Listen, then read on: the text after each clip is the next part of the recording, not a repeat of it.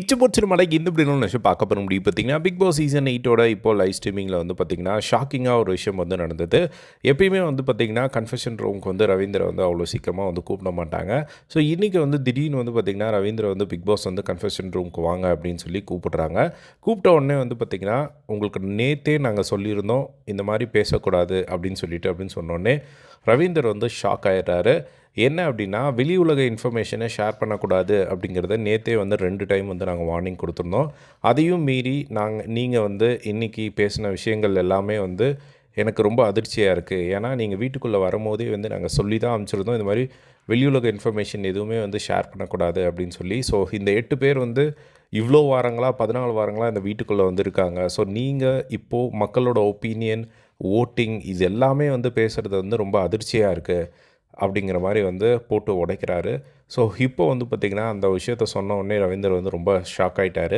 ஏன்னா நேற்றே வந்து சொல்லியிருந்தார் இந்த மாதிரி யாராவது திரும்பவும் பண்ணிங்க அப்படின்னா கேட்டை திறந்து விட்டு வெளியே அனுப்பிச்சிருவேன் அப்படின்னு சொல்லிட்டு. ஸோ இப்போ வந்து ரவீந்தர் அவர்களை கூப்பிட்டு இந்த மாதிரி சொன்ன உடனே வந்து ரவீந்தர் வந்து இல்லை நான் இன்டென்ஷனாக சொல்ல பாஸ், அது நான் பேசும்போது அப்படி வந்துருச்சு, பட் நான் இனிமேல் அதை பார்த்துக்கிறேன், நான் இனிமேல் அந்த மாதிரி எதுவும் சொல்ல மாட்டேன் அப்படின்னு சொன்னோடனே பிக் பாஸ் வந்து சரி ஓகே நீங்கள் அப்படிங்கிறனால தான் நான் உள்ளே கூப்பிட்டு வச்சு பேசுகிறேன் அப்படிங்கிற மாதிரியெல்லாம் சொல்லி ஸோ ஃபைனலாக நான் உங்களை நம்புகிறேன், இதுக்கு மேலே அதை சொல்லாதீங்க அப்படிங்கிற மாதிரி வந்து சொல்லிவிட்டு இப்போ வந்து அவர் தேங்க் பண்ணிவிட்டு வெளியே போனது வந்து பார்க்க முடிச்சுது.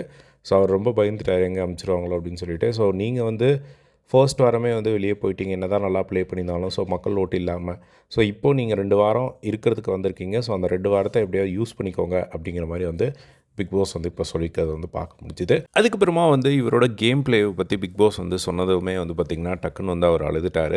ஸோ பிக் பாஸ் வந்து இந்த மாதிரி உங்களோட ஃபர்ஸ்ட்டு வீக் வந்து நீங்கள் என்ன தான் சீக்கிரமாக எவிக்ட் ஆனாலும் அந்த ஒரு வாரம் நீங்கள் ஆடின அந்த ஒரு கேம் பிளே ரொம்ப சூப்பராக இருந்தது அப்படின்னு சொன்னோடனே வந்து அவர் அழுதுட்டு இது மாதிரி வெளியே நான் எதுவுமே எஃபோர்ட் போடல அப்படின்ற மாதிரி சொன்னாலுமே இப்போ நீங்கள் இந்த ஒரு விஷயத்த சொல்லும் போது நான் அவ்வளோ எஃபர்ட் போட்டிருக்கேன் அப்படிங்கிறது எனக்கு ரொம்ப சந்தோஷமாக இருக்குது. பட் கண்டிப்பாக வந்து நான் இருக்கிற 2 வீக்ஸை நல்லா யூஸ் பண்ணிக்கிறேன் பிக் பாஸ் அப்படிங்கிற மாதிரி டக்குன்னு வந்து அவர் அழுது ஒரு மாதிரி வந்து ஆகிட்டார். ஸோ இதுதான் வந்து பார்த்திங்கன்னா இப்போ போயிட்டுருக்கு. ஸோ இதை பற்றி உங்களோட ஒப்பீனியன் கமெண்ட் பாக்ஸில் ஷேர் பண்ணுங்கள்.